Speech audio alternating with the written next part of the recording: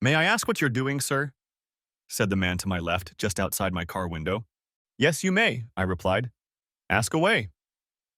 "That's not exactly what I meant," the voice said. "I want to know what you're doing." Of course, I noticed and was well aware that the person asking was wearing the uniform of a city cop. I wasn't so drunk that I didn't realize that fact. I was feeling pretty good by this point. The reason for my flippant response was that I didn't care about anything right now, especially stupid questions, no matter who was asking them.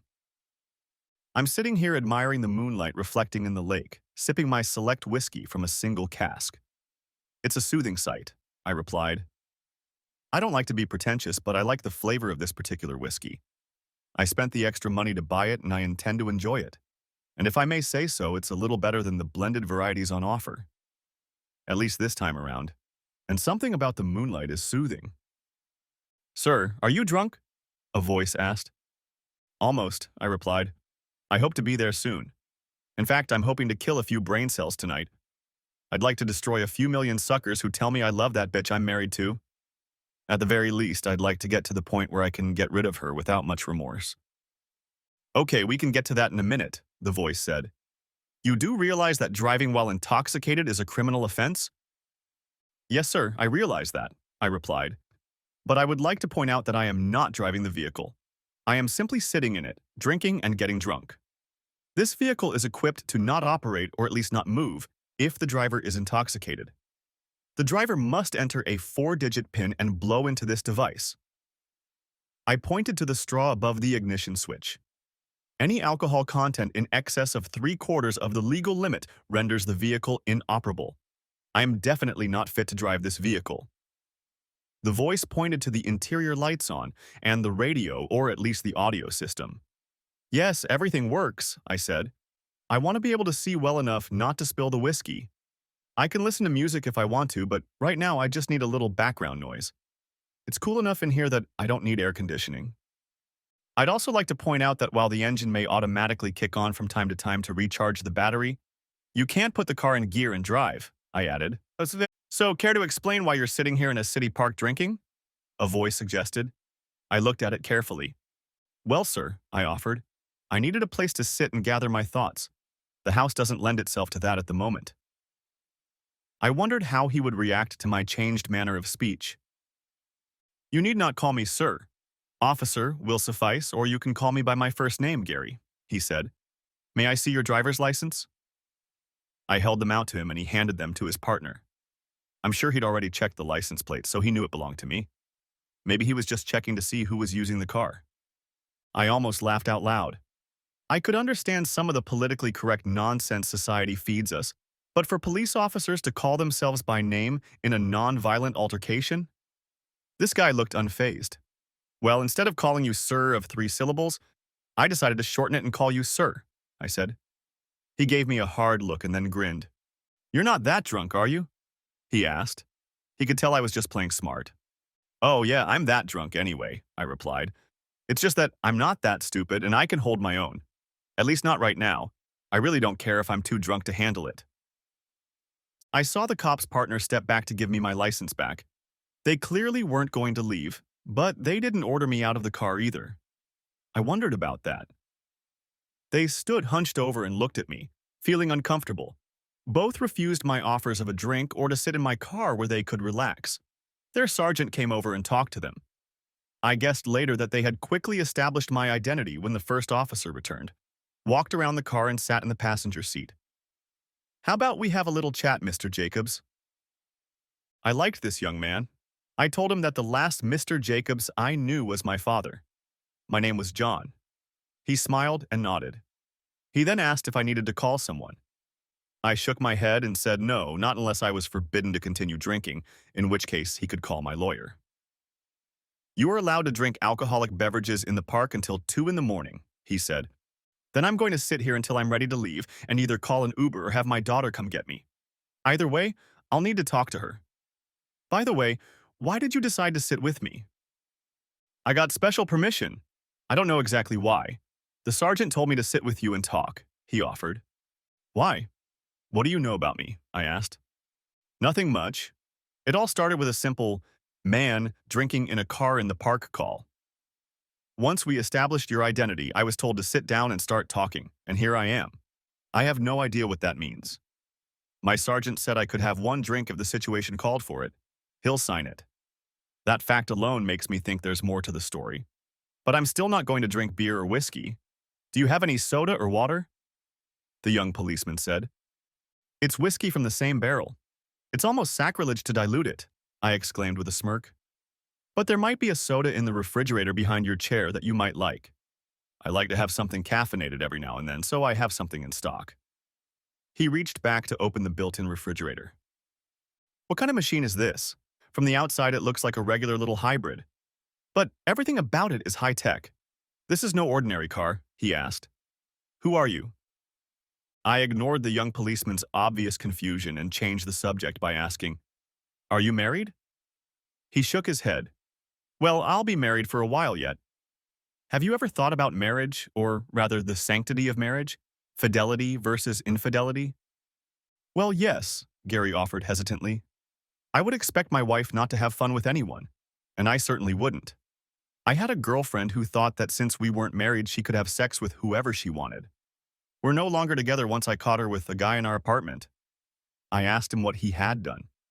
I almost did so much that I got kicked off the police force. I showed him my service weapon. When I got home, he was already having fun with it. If I had known it was being recorded, I might have hit him, but I never would have pulled my weapon.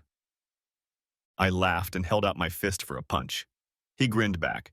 Of course, he begged, cried, almost shit himself, and then tried to file a complaint. They took him aside and told him he'd have a hard time if he pursued anything, and he couldn't even walk down the street without showing his ID every block or two. And if he spit on the sidewalk, he would be arrested. He realized this and left town. I, of course, still got a letter of reprimand. It was a total gift, and only because a senior officer had gotten into a similar situation a few months before and was covered up. Well, that's a better story than mine, I admitted. I would have loved to have caught the bastard while he was entertaining my wife. I probably would have pulled the trigger, even if the bastard was half my size and a dozen years younger. Gary looked at me. Okay, I take it your wife is cheating and you know who it is. I nodded. This guy was perceptive. You didn't catch them in the act? I shook my head. My wife Donna said the stupid line to me, we need to talk. She didn't even say darling. I have no more respect than Rodney Dangerfield. I said. I got home after a long day at work and there was my wife and sister-in-law waiting for me with a couple of small suitcases. I walked through the door and was ambushed. Shit, Gary exclaimed. What happened? They told me I was a worthless bastard, I said, taking a sip of whiskey. Well, not in those terms. My wife says she found someone more interesting, more suited to her needs than me. Doris, her sister, sits back and smirks as she listens to me. I ask her what she's talking about, and she says she's found a real man who puts her needs before his and makes her feel like a real woman, I said. Her sister nods like one of those little dogs you see on the back window of a car. And then the bitch, sister-in-law, says he has enough money to support her like she deserves. So no arguments or talk of divorce. You better get over it and let her have fun without any nonsense. She went on to say that this guy was man enough to handle both of them and rock their boats. So apparently both women are whores to this guy. That's what's offensive, not the she cheated part. I didn't even have time to fully realize that part. It was that I hadn't met her needs or made her feel like a woman. Oddly enough, that was exactly what my first thought was. Plus, I couldn't or wouldn't support her. I have to admit, I was confused. Donna has never complained about our sex life before, so I know I'm adequate and good for her in that regard, but I was clearly wrong about supporting her lifestyle. Do you think I modified this car to avoid drunk driving? I built it because my brother-in-law was a chronic drunk and I was trying to protect his ass, so that he would fulfill his duty as a member of the extended family. Before he would get behind the wheel after drinking, he had to enter his PIN and blow into the analyzer. I always suspected he drank so much because of his bitch of a wife. He was a good guy and stayed with her because of his kids, even though they were grown. One night, this idiot couldn't start his car and agreed to give one of his drunk friends a ride, and they both died. I took the car back. Let's get back to your wife, Mr. Jacobs, the young policeman said patiently. I asked him to call me John. All right, John, tell me about how you met your wife. I grinned. You're writing it down, aren't you? I still can't understand why you're sitting here with me. Do you have a degree in psychology or something? Is it one of those newfangled woke interventions? I asked, taking a sip. Not that I care. I'm going to sit here and drink until you arrest me or I have to pee. Oh, I get it. You'll wait until I come out and arrest me for either public intoxication or urinating in a public place. Gary shook his head. No, neither of those is anything more than a petty fine.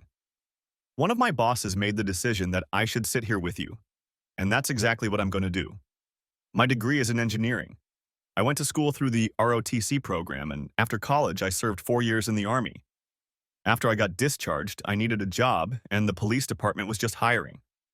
So 2 years later, here I am. An engineer, huh? I said. Well, maybe later I'll show you how this machine works. Maybe you'll enjoy the tour. Anyway, back to my story. My wife, Donna, told me I was worthless shit. That's not exactly her words, but the meaning is the same. Her sister agreed. They picked up their small suitcases and, laughing, headed out the door. My wife says she'll be home Sunday afternoon or evening, and we'll talk it over. I'm not likely to be there, I muttered. I have a daughter who just graduated from college, and I need to call her. But I'm a little scared. She's at such a vulnerable age right now, trying to start a career and maybe a social life, living on her own for the first time. How am I going to tell her that her mom is a cheating whore? Worse, what if she already knew and was afraid to tell me? Even worse, what if she knew and condoned my wife's cheating? I wouldn't survive such a betrayal. I began to shake. I almost fainted. Hey, kid, said Gary sharply to bring me out of my reverie. I mean John, Mr. Jacobs. He paused to regroup. Let's deal with this in order. You haven't spoken to your daughter, have you? I nodded and then shook my head, not knowing how to answer. Tell me about her, Gary said. I relaxed a little. I love my daughter. She came along just a year after my wife and I got married. We got married when we were both still in college. My wife said no more kids, so that's it, one child, regardless of my wishes. I know what you're thinking, but yes, my daughter is mine. She even looks like me, or rather other women on my side of the family.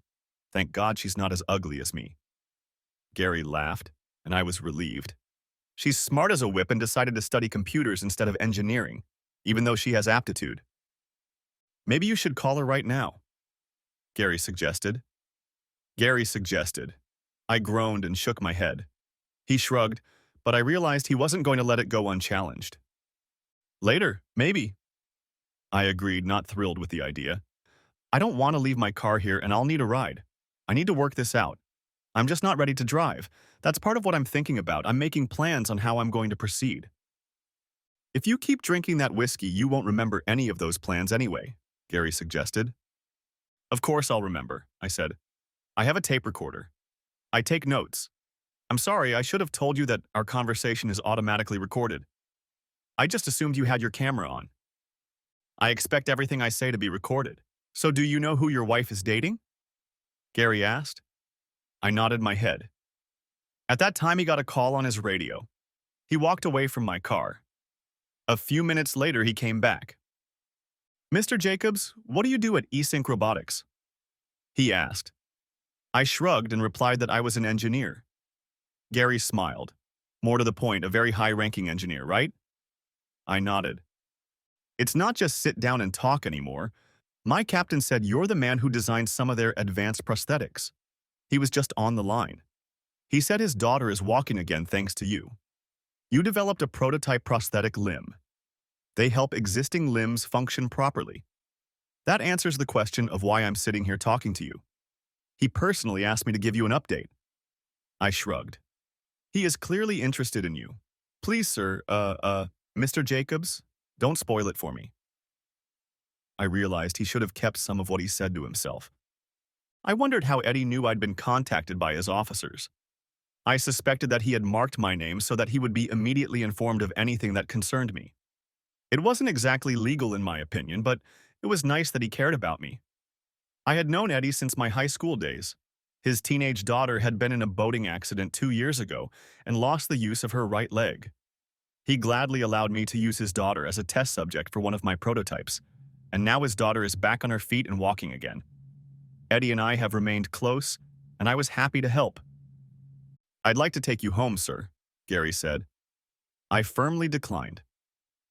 How about I take you to a hotel? You'll get a good night's sleep, and tomorrow you'll approach the case with fresh eyes. Really? You think I'll look at the world better tomorrow than I do today? I snapped back. No, I said fresh perspectives. It means clear head, Gary explained. Making decisions rationally and not clouded by alcohol. I said I liked alcohol and wasn't ready to go anywhere yet. He shrugged his shoulders. He tried to distract me a bit by asking about the prosthetics I was developing. I told him that it was just one of our divisions. We had several ongoing projects. We were also working on features that would allow us to create self-driving cars. I could see that he was visibly interested in some of the technical aspects. He asked what other projects were in development. We have launched a line of voice-controlled robots to improve the lives of paraplegics, to give them some independence in their daily lives. For example, voice-controlled motorized wheelchairs. Some of our devices can do more than that. We've even worked on robotic arms that can lift objects and even help the user eat. We worked on a robot that could wipe a guy's butt. We had a little hiccup when one of our testers got excited and yelled, "Come on, make a joke with me, right now." I squinted to see how intently Gary was listening. He stared at me for a second and then burst into laughter. I realized he had a sense of humor too, just like me. "Tell me why you wanted to become a police officer," I asked. "You seem to have technical aptitude and relevant credentials. Why didn't you apply to eSync Robotics?" "Yes, they weren't recruiting. I got an email saying they would keep my resume on file," said Gary. I realized that was a cop-out, and my resume ended up in a round file. And I needed a decent-paying job locally. My mom needed financial help, and my sister is in college, so it's just the way it is. I wasn't so drunk that I couldn't see this guy's potential. "Send me your resume and come see me in a few days. I have a few obvious personal issues to work out first, but I'll see what I can do. That's if you're still interested in a career like this." He muttered a "thank you," then took a deep breath and returned to the task at hand. He wasn't about to let himself be distracted and bribed. "How did you get the name of the guy your wife is dating?" he asked. "I followed my wife and her sister to the Marriott.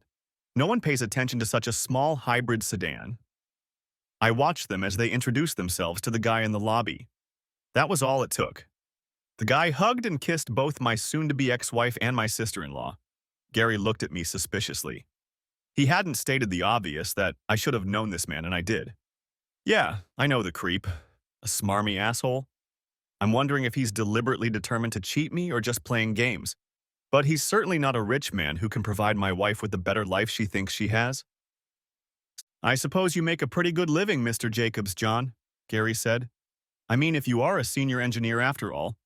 Judging by your age and the way you talk about your job, you're already quite an old man. I wonder why your wife thinks she needs more money. Or did she just say that to bother you?" You wonder if Donna is just a money-hungry bitch who's thinking of switching jobs?" I said. "Probably both. We have a pretty active sex life, a couple times a week.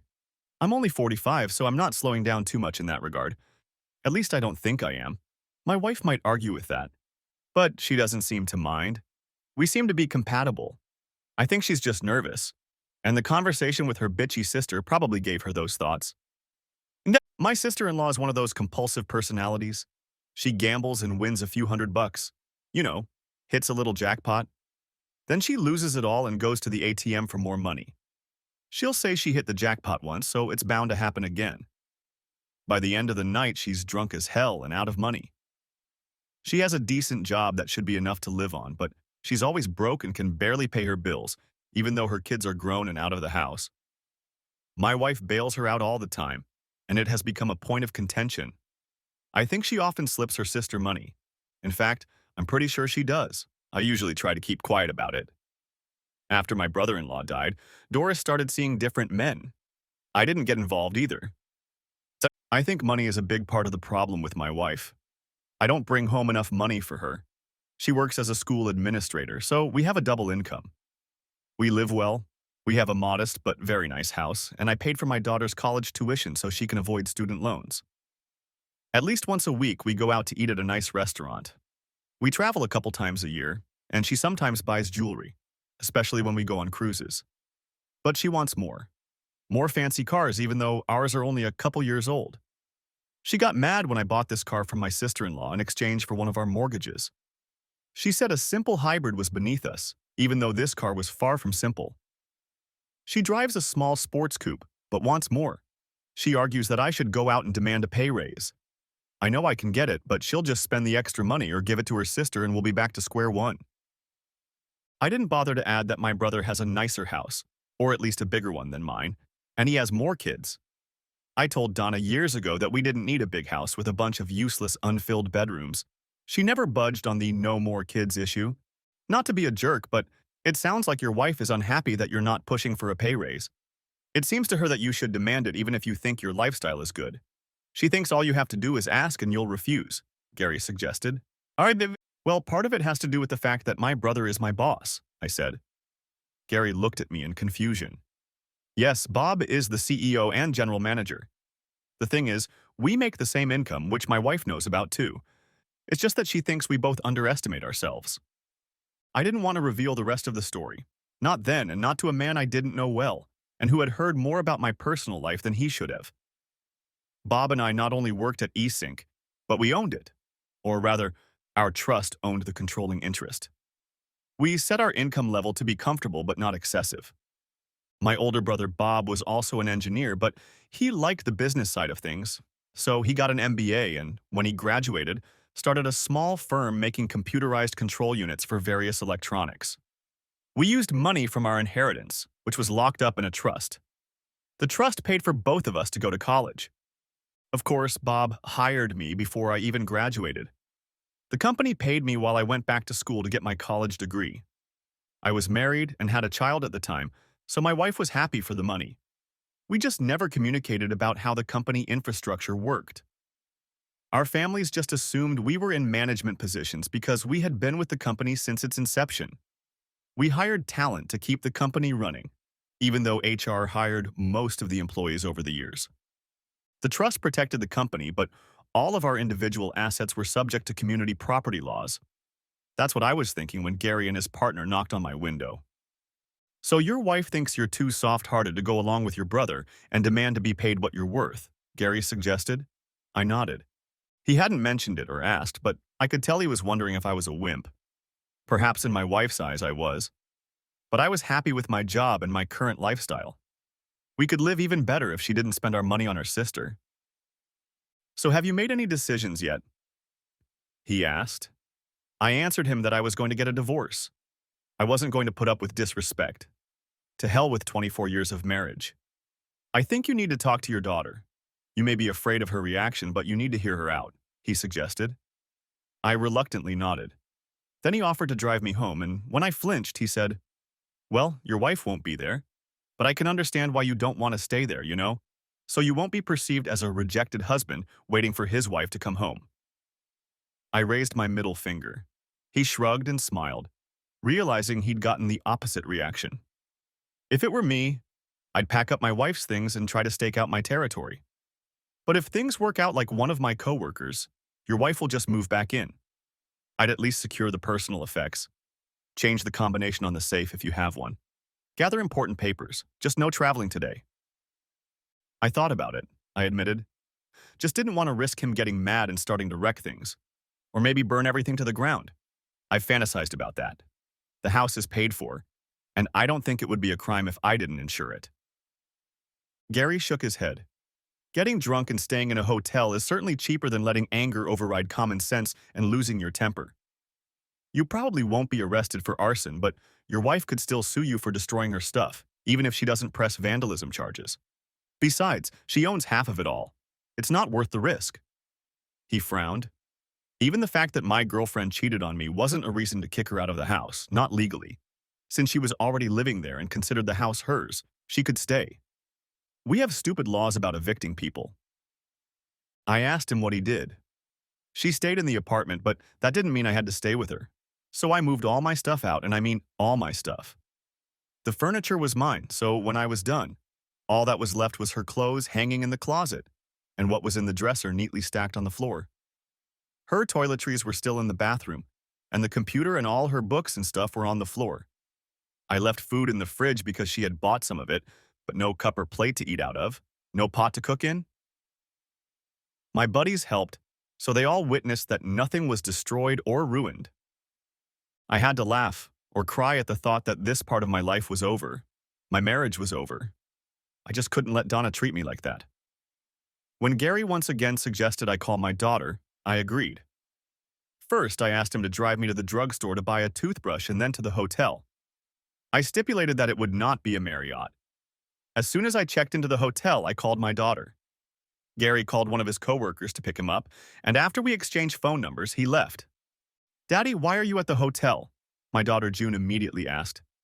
"Did something happen between you and Mom?"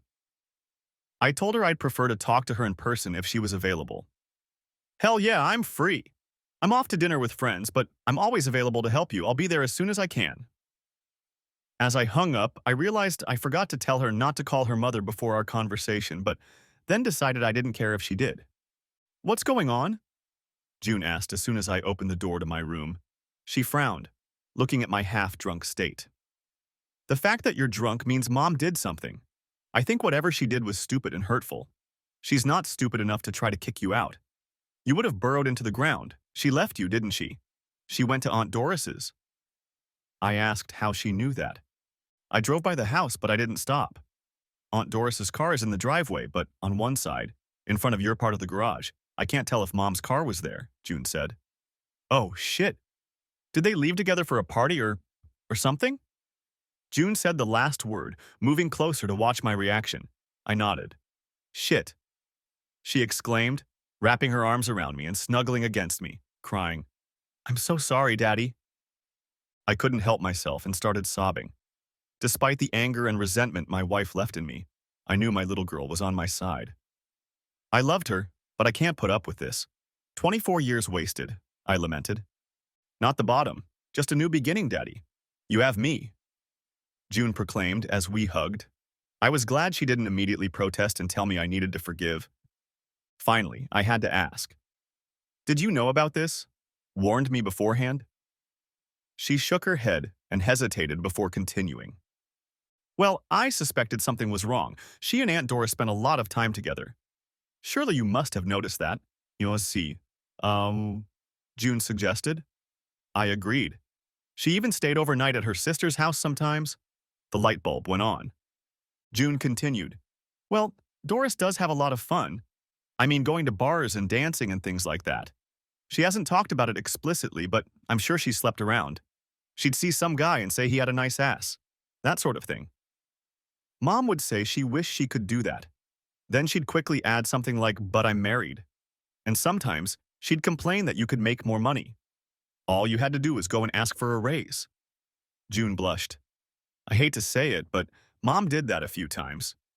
If your daddy had balls, he could have gone and demanded to be paid what he was worth. For goodness sake, he can't even stand up to his own brother." I shrugged and said we had enough money to live well if Donna didn't spend it. "Oh, I know. I've seen her spend money, especially after you wouldn't let me. You gave me an allowance the whole time I was in school. That is, even after all my bills were paid. You told me to consider it as payment for studying and getting good grades. I had to live on that amount or do without. I think you purposely limited me to that amount so that I would learn to budget," June said. She interrupted the conversation by looking in the minibar. "I can't drink this rotgut straight. I need to mix it up. Do you want to pay for this minibar, or do you want me to go down to the lobby and use the soda machine? I need a drink while you tell me what happened." The thought made me laugh. Even now, she rarely looked at me. She was my daughter. First of all, this isn't a Rothgut. It's an expensive single-cask whiskey. It cost me over $50 a bottle. But save that walk. We'll spend the money. Half of it will still go to your mother when we sort out the inheritance." That statement threw June off balance. "So this isn't something you're willing to forget and forgive? It's more than just an argument about money," June said. I told her it was much more than that and laid it out in great detail. I told her in detail how I had spent the time from the time I got home until she showed up, including watching her mother and aunt's actions in the lobby of the Marriott. "The policeman sat with you in your car and then drove you here?" she asked, stunned. I nodded. "He's a good guy," I said. "Smart. He'll succeed at whatever he does. He gave me some advice, like not coming home and burning the house to the ground, or throwing all my mom's shit out on the lawn for the neighbors to see." I'm not going to hide anything from anyone. She made her decision. I've made mine. As far as I'm concerned, I'm going to let everyone know what a cheating bitch she is. Maybe she'll even enjoy the publicity that this dish is on the menu and available. Maybe she's so deluded that she thinks she can change like she promised. Or maybe she's trying to push some kind of agenda to get me to go along with her new decision to do what she wants. I mean, she must know she can't have the same boyfriend as her sister. Not in the long run. The whole idea is just stupid. That's what she's saying. You've been sitting around thinking about all this while sitting in your car having a drink? June asked, mildly amused. I'm not as stupid as everyone thinks I am, I said. I can think the situation through. Your mother wasn't just suddenly seized by some impulse to become a whore. She and your aunt planned it. It must have been in preparation for some time. June nodded, listening. It used to bother me how much she could have told you, and if you were aware of it. That got a reaction. June stared at me with her mouth open. It turned into a smirk, then softened. Tears appeared in her eyes. You can't believe I'd be part of some plan to screw you over, Daddy. I shook my head. I knew for a fact that she had no idea of her mother's intentions. Tonight, as I sat and drank, all sorts of thoughts came into my head. How it happened, what really happened, who knows, said I. My thoughts were all sorts of different things. Well, I can tell you this, June stated. She may be my mother, but that won't stop me from telling her what a stupid bitch I think she is. She asked me what I plan to do in the near future. I told her what I told Gary about how he handled his girlfriend cheating on him. He's no expert, but I have to applaud the way he handled the situation, I said. He was decisive, acted straightforward, but kept his cool. I hope to be just as cool-headed. But I can tell you there's no turning back. I just can't forgive this. This isn't some one-off drunken mistake that can be smoothed over with counseling. This was a deliberate decision to destroy me, to rub my nose in it. Your mother might try to say it was just sex, or she was just trying to get my attention. Well, if that's the case, she blew it, June said. You've always been hard on me. Not that I couldn't get a lot out of you. But I knew when I was out of line. Your bottom lip would quiver slightly when you were angry, and you kind of slumped your shoulders back when your decision was final.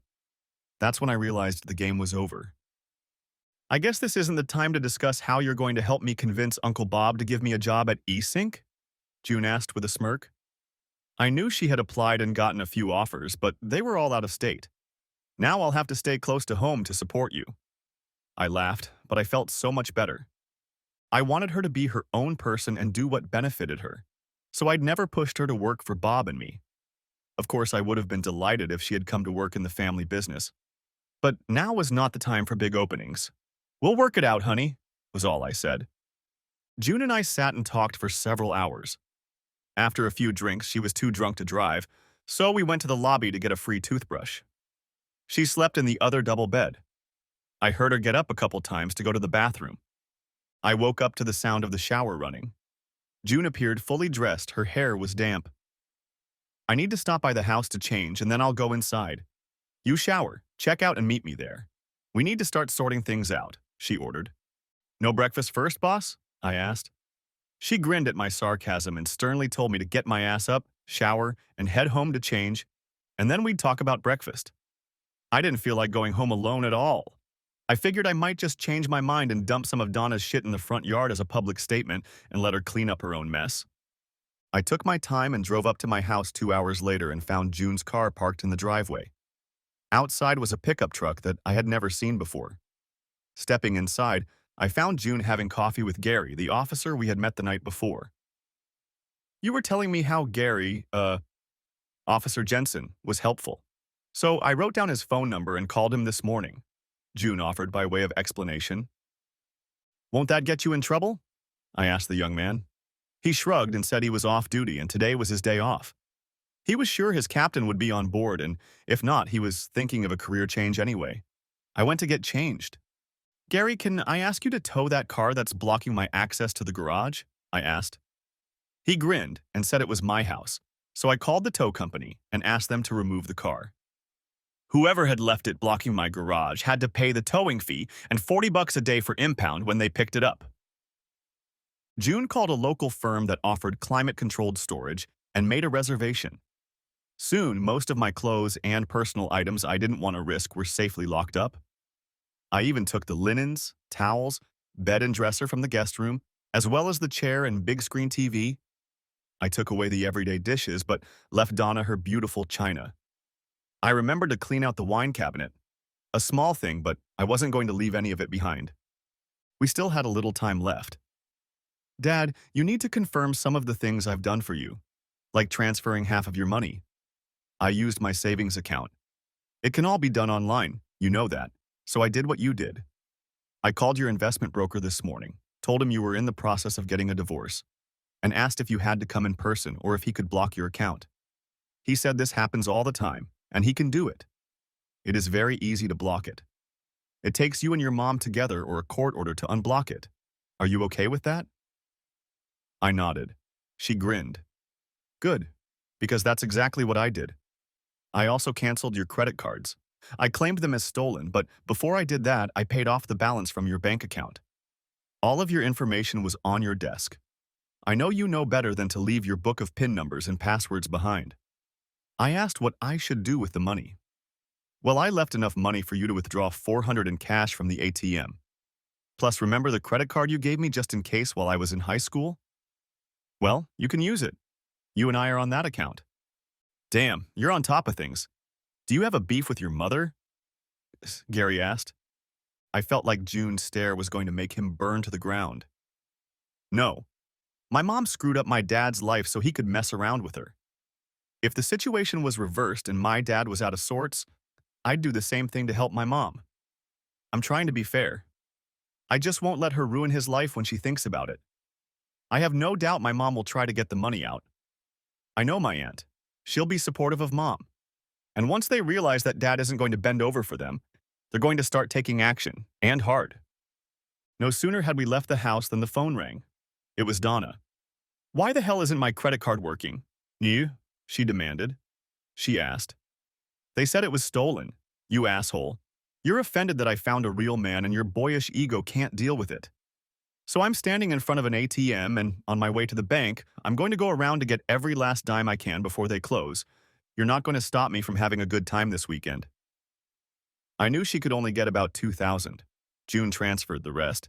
She'd have enough money for a few weeks if she didn't spend it on tonight's party. I was willing to bet she'd be the one paying for everyone's fun. You've made your decision, Donna, and I've made mine, I said quietly. I'm separating our lives in every way possible until I talk to a lawyer Monday morning. It's over between us. I hung up before she could answer. June and Gary had heard the conversation. I'm hungry. Let's go get something to eat. I knew I wouldn't be able to find an apartment, and I didn't feel like staying in a hotel for the rest of the weekend. I called my brother and asked if he could take me in for the weekend. What the hell did you do? Bob asked. I replied that I hadn't done anything at all. Don't tell me Donna went completely nuts and dumped your sorry ass or kicked you out for no reason. I replied that it was much worse than that.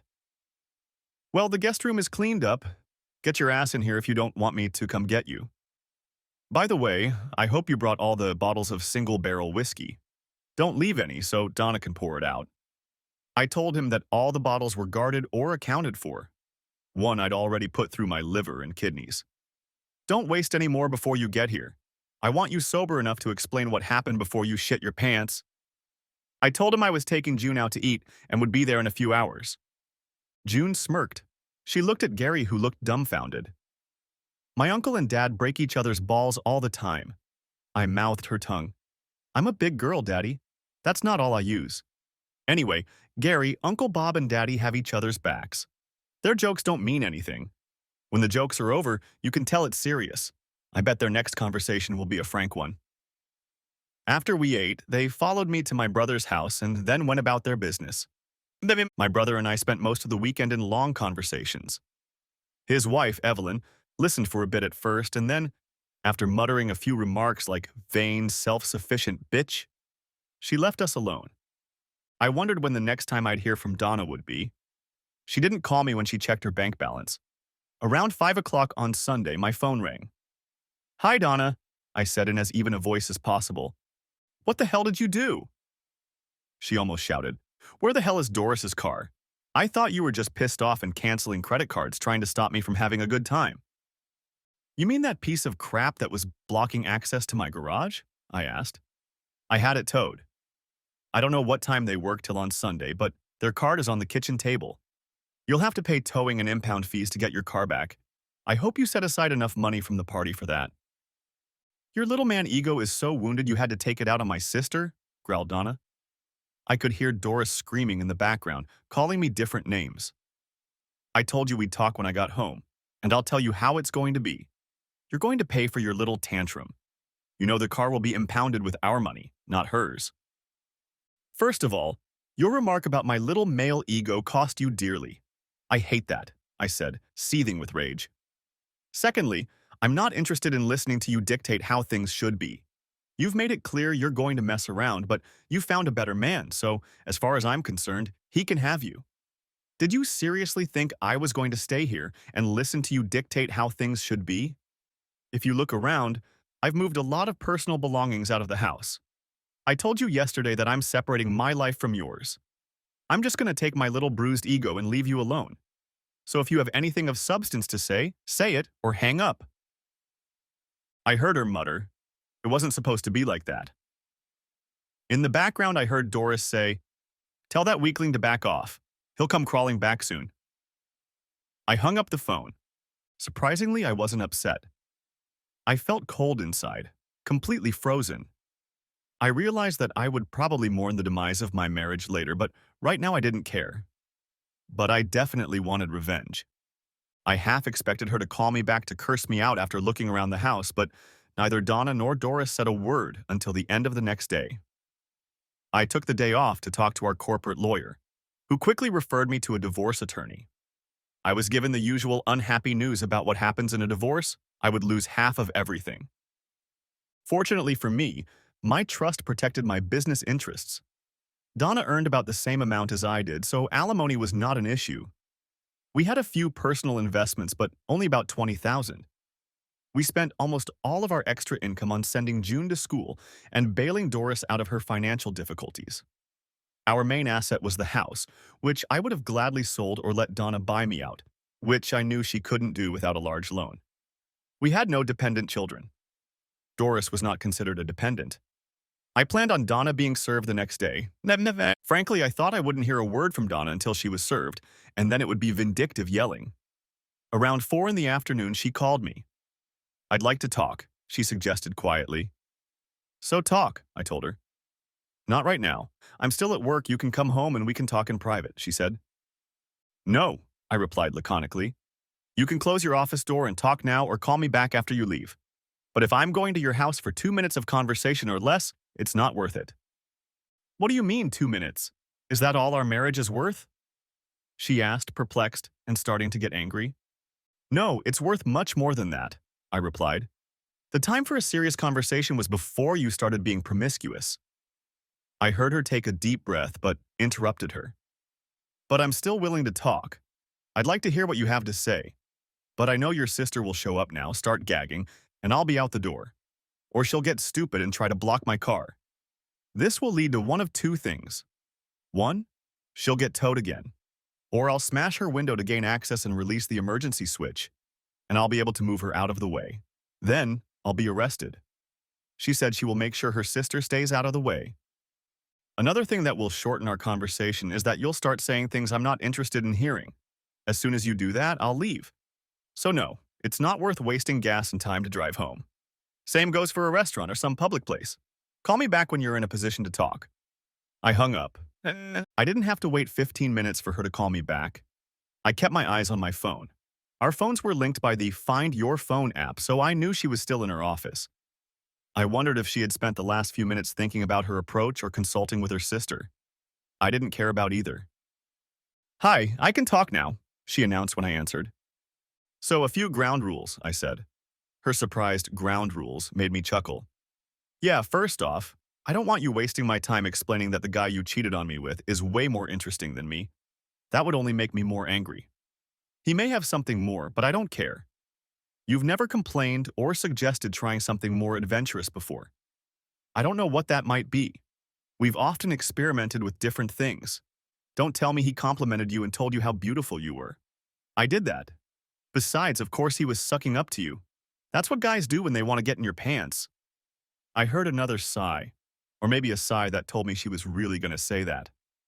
I also don't want you to start telling me that it was just sex and that you really love me. This time I heard a whimper. I suspected I was destroying all of her arguments before she even made them. And I certainly don't want to hear you threaten that. If I don't submit to your new world order, your new stallion will take care of you the way you deserve. That was Doris's harsh phrase before you left. If your boy is so rich, why did you need to use credit cards that morning or go to the ATM to get money? Just because that asshole can afford a room at the Marriott and drives a Corvette doesn't mean he's rich. I flinched. I'd given myself away and shown that I knew too much. I wondered if she had guessed. She said, "How do you know he drives a Wait?" she asked. "And Mary," I interrupted her by saying, "and last but certainly not least, don't tell me that this was your first and only instance of infidelity. The way he greeted both you and your sister shows that he knows you well. It was definitely not your first time with him. I don't care if it was the second or 100th time." "You followed us?" she exclaimed. "I'm sure you didn't hire a private investigator. You had no idea until Friday night. We were so careful." I almost laughed. She'd completely forgotten about that asshole's car. I didn't want it to come back to him. So far, it hadn't. "So after hearing all these rules about what I do not want to hear, what do you say?" She started to cry. I let her cry and sipped my beer. "Yes, I sat and drank beer while my marriage fell apart." "We've been together for 24 years, exclaimed Donna. "Isn't that worth saving a marriage?" I tried my hardest not to laugh. It wasn't a happy or jovial laugh at all. It was a laugh of disbelief. "You apparently didn't think it was worth thinking about when you started cheating," she sighed again. I interrupted her. "Tell me, did that asshole know you were married?" I asked. She hummed. "I think so. Well, I'm pretty sure." "Well, yeah, he probably did from what he said. He was giving me advice." "What kind of advice?" I asked. "He told me that if you get upset, I'll tell you how much the divorce will cost you. You'll lose half of everything you own, and you'll even have to pay me alimony," Donna said. "This asshole is playing the power card," I thought to myself. "He said you wouldn't want anyone to know you're a cuckold, that no man wants it known. He said I'd be in charge and could do whatever I wanted if I played my cards right. Doris told me the same thing. She believes him. According to her, some other women I know have made their husbands obey. Their marriages may be shaky, but they don't divorce because it would cost too much. So he knew we were married and didn't care. And you definitely knew we were married. And apparently you didn't care either," said I. "Now I'm going to ask you about that, and then you decide if you have anything to add. What do you think we're going to accomplish by talking right now?" She began to cry. "I want us to stay together. For us to stay married. You really can't get over your fragile male ego, can you?" She wailed. Without saying a word, I hung up the phone. I mentally berated myself for reacting so quickly. I wanted to know something else. Did this asshole choose me? Did he know who I was? Orville Wendell Fontenot, the third, or Trey, as he was known in the company, walked into Bob's office just after lunch the next day, Tuesday. "Yes, Mr. Jacobs, you wanted to see me?" he asked casually. He was surprised to see me sitting off to the side, but didn't react in any way. Obviously, he didn't realize who I was. I'm sure he knew my identity, but he didn't connect me to the bitch he'd been partying with all weekend. Trey Fontenot was one of our liaisons and had been with the company for about a year. In some companies, he was called an opinion leader. He was a salesman of sorts, and his job was to make us look good in the press and smooth over any problems with our customers. While he wasn't a salesman, he did a lot of talking to our customers. His job was easy. We had few, if any, public image problems. His boss dealt mostly with press releases about our developments, organizing showings and sometimes tours of our facilities. Fontenot's main job was to promote our image. Sometimes he could coordinate with our clients to make sure everyone was on the same page in terms of publicity. I considered it a waste of effort and money. In my opinion, we should have just stood on our own. Now Bob agreed. At least he was in agreement that continuing to pay Fontenot's salary was a waste of money. "Tell me, you weren't in the office on Friday," said Bob. "What did you do? And how did you spend the weekend?" Trey looked a little puzzled. Friday, I spent with a man from Global Medical, Larry Atwell. He came down from New Orleans. We coordinated our advertising efforts, and the rest of the weekend I spent in the company of a few ladies. Trey stammered. May I ask why you're asking? Yes, I heard you entertained them at the Marriott. I assume Atwell was still with you.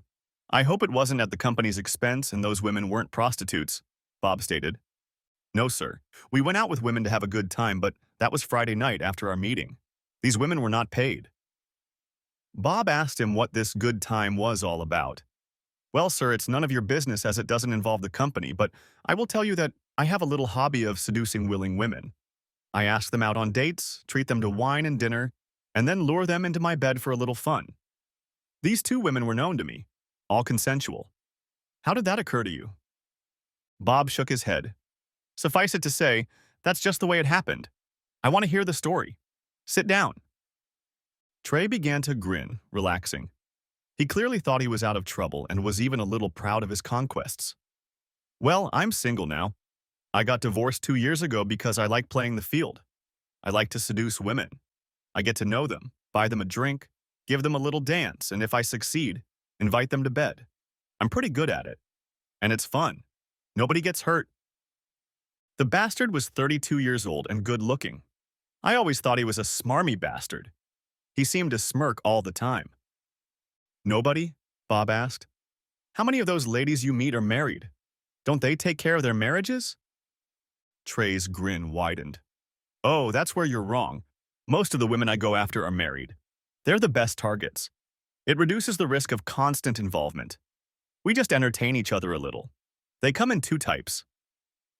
It makes them feel alive, sexy, and maybe a little naughty. They do things for me that they say they've never done for their husbands or haven't done since they started dating. Well, the husband doesn't know, of course. The second type is a little more difficult, but a lot of fun to work with. These are wives who want an upgrade. They want a better lover. Some of them want to improve their financial situation and actually want to leave their husband for a new guy with more money. I drive a red Corvette for a reason. That thing is fetching. I even have a few different looks. I used to be Lance Sutherland. There's a lumber store in Shreveport by that name. I tell the women that I come here to buy lumber to process and sell to my company. Bob asked him if women really fell for that phrase. Trey laughed. Most don't even think about it. In bars, they know me as Lance, no last name. But I use a credit card in that name in case I'm addressed that way in a hotel or restaurant. I pay with the card and the women don't pay attention to it. Lately, I've become Lance Parker, the oil man. I make up fake documents and leave them on the hotel room table. Let the women see them and think they look important. And then I pick them up with my laptop and put them in my briefcase before the party. The broads have fun, while their asses stay at home waiting for them to come back. Some of the women even think I will take them away to a better life if their husbands leave them. I think even if the husbands find out, most of them forgive their wives after a while. At least, no husband has ever pursued me yet. I have a third group of wives who want to get their husbands to be on guard. You know, obey their wives or lose half their shit. I give these wives all kinds of advice on what to do. They let the asshole know that they're doing fine and they don't dare make waves. The funny thing is, the law and the courts are on the wife's side. The husband gets raked over the coals and the wife gets the cream of the crop. Like the old Jerry Reed song. She's got the gold mine and I've got the mine.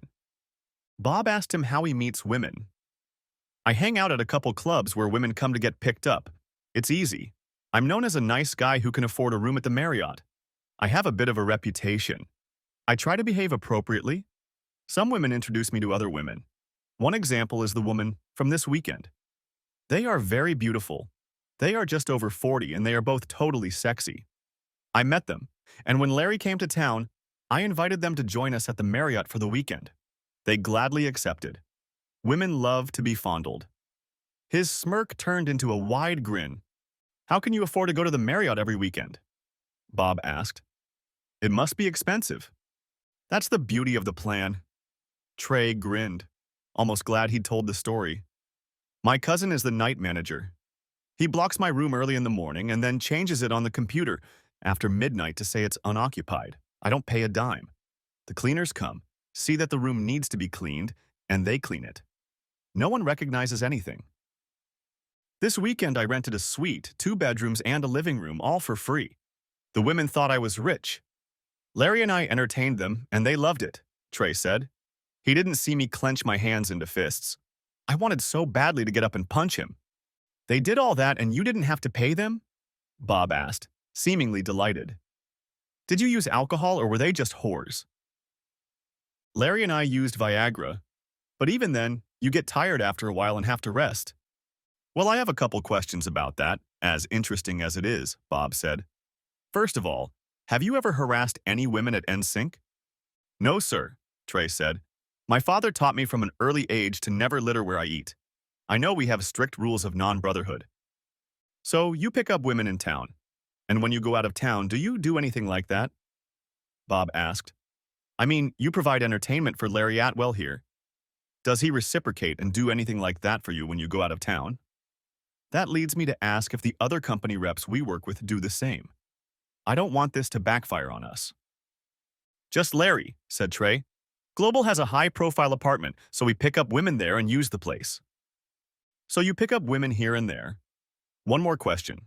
Would your expense account pass inspection if we looked closely? Bob asked. Suddenly, Orville Fontenot, a.k.a. Trey, a.k.a. Lance, became very nervous. Bob smiled, and I saw him discreetly press a button on his desk. Now, we will examine your expense records very carefully, and if we find that you are abusing the system, we will take one or both of the following actions. We'll prosecute you for theft or embezzlement or whatever the lawyers call it, but either way, we'll deduct the money from your last paycheck. Last paycheck? Trey gritted his teeth. You're firing me? For what? For taking whores to a hotel? Yeah, you piece of shit. See, one of those whores you had fun with this weekend, Donna, is my ex-wife, I said from my side of the room. And the other one is my sister-in-law. I was glad he hadn't guessed anything. He stared at me for a few brief moments before he muttered, "Oh shit." A couple guards entered the room and Trey looked at Bob and then at me. You can't fire me for entertaining your wife, he stated, coming to his senses. It was consensual. It's not my problem. I'm going to sue you both for wrongful termination. You should research the law. Louisiana is an at-will state. We can fire you for any reason and at any time, unless it's something protected by law, like discrimination. And this fun with your boss's wife certainly doesn't fall into that category. Now, these two gentlemen will escort you to your office to gather your personal belongings. I'd advise you to leave before any of the staff finds out what a low-life piece of shit you are. Trey changed tactics. Fire me and I'll tell everyone I entertained your wife. He smirked. Everyone will know they're total whores. Please do it, I begged. It'll save me a lot of extra effort. You want to be called a cuckoo? He asked incredulously, pausing. I don't want anyone to think I'm being unfair to my wife when I divorce her, I replied. As he was being escorted out, he started yelling loudly that he was being fired for entertaining Jacobs's wife. What do you say we leave early, little brother? Bob said with a smirk. I feel like having a beer or three. We've got another episode in a couple hours that we need to get ready for. I agreed. I was shaking from the adrenaline rush, but I let Bob lead me out the door. I knew his secretary and the security guys had overheard the entire conversation. Given that, and Trey's rant, everyone in the company would know by the end of the day. It didn't bother me one bit. So, Trey was yelling about entertaining Jacob's wife. He didn't say which Jacobs. I laughed. Evelyn will be pissed if people think it was her. Bob groaned. Now I really need a beer, he said. Trey better get out of town. We laughed as we left. Bob and I were sitting in his living room sipping beers at 5 o'clock when my phone rang. It's showtime, said I. Sitting with us were my daughter June and a young police officer named Gary. They seemed to enjoy each other's company and sat side by side on the couch. I realized they were spending quite a bit of time together when Bob's wife Evelyn invited June over for Sunday lunch and she declined, saying she had a date with a man she had just met. She was too busy to meet with me and the previous evening. I wasn't the least bit surprised when he accompanied her this afternoon, and frankly, fully approved. You pathetic piece of shit, came Donna's voice through the speaker of my phone. Do you have any idea how humiliated I was? Do you have any idea what you could have cost me a promotion and even my job? How could you do that after all our years together? I hope you don't lose your job, I replied, trying to keep a straight face. I'd hate to pay alimony to my unemployed ex-wife, but I don't care at all if your promotion is jeopardized. You may have earned it. To be honest, I timed your speech to coincide with the start of the school board meeting, and I can tell you were deeply humiliated. But why would I do that after all these years together? Remember how you mocked me by saying that your cheating and whoring hurt my fragile male ego? You even repeated that phrase when we talked yesterday. Well, I hope your fragile female ego was hurt too. In the video I saw, it looked exactly like that. A video? She exclaimed. Of course it did. My lawyer said I shouldn't be present, so I sent someone to record it, said I. Speaking of video, I'm going to send you a videotape of Orville Wendell Fontenot III, or should I say turd, detailing you and Doris being his whores all weekend. Oh, I forgot. You don't know him by that name. But he did tell Bob and I how he entertained you last weekend. Apparently he works, or rather used to work, at eSync and makes a hobby out of seducing married whores at the local pickup centers.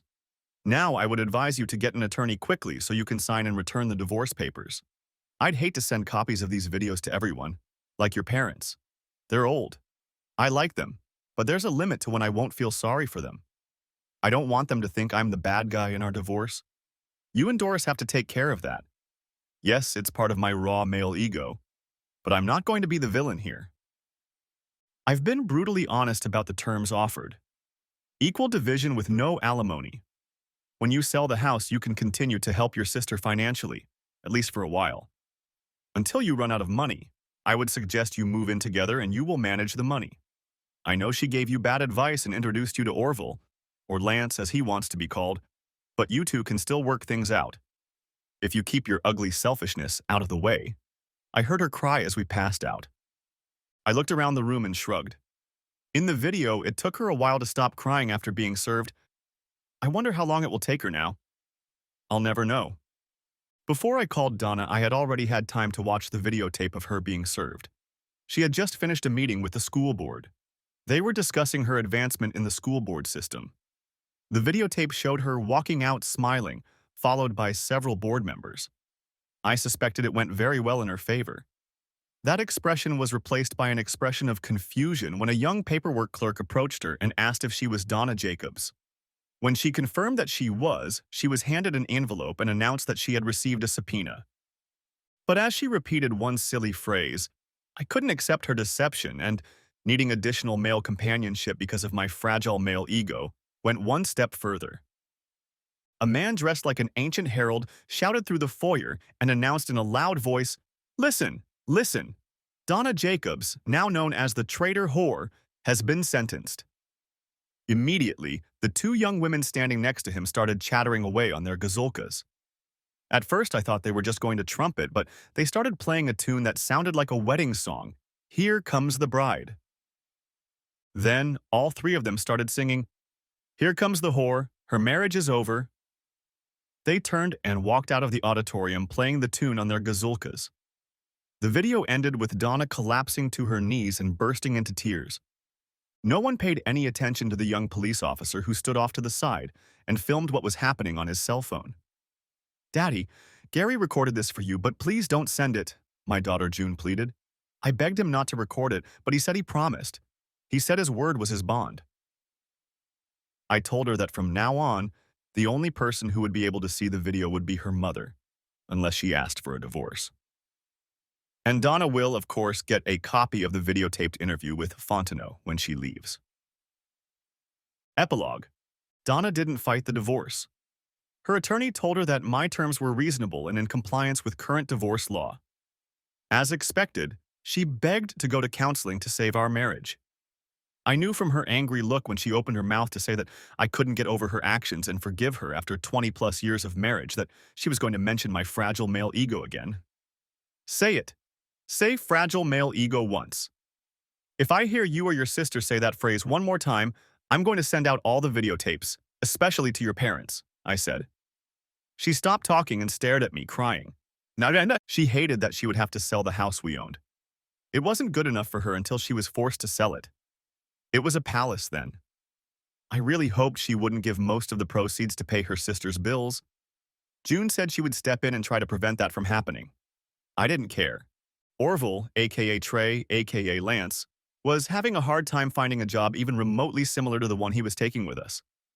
Maybe being charged with theft for misuse of an expense account had worsened his chances for the future. Or maybe it was the laughter he heard from the human resources representatives of any potential company when they called to inquire about his employment history. Few of them demanded further explanation. Trey's legal troubles were compounded when the Marriott Hotel Corporation filed charges against him and his cousin for theft of services. I didn't even know it happened, but a night manager is not authorized to provide rooms, especially for sexual favors. The corporation publicized the situation to make an example of their employees across the country. I heard that the charges were eventually dropped, but only after Orville and his cousin went broke trying to pay a $300 an hour lawyer.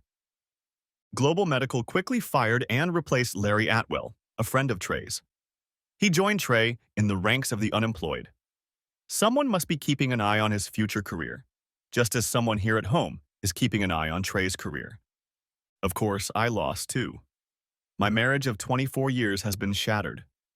It would take me a while to regain my trust in women, but I'd met a few who assured me I could get back in the saddle without much effort. They would help me. They were there to convince me that I was wrong to judge women by two from my family. On the other hand, I no longer had to face a cheating wife and a parasitic daughter-in-law. The only people left to benefit from the whole affair were my daughter June and future son-in-law Gary, a former police officer, and my current protege. The end. Thanks for watching. I hope you enjoyed it. So subscribe to my channel and watch the next video.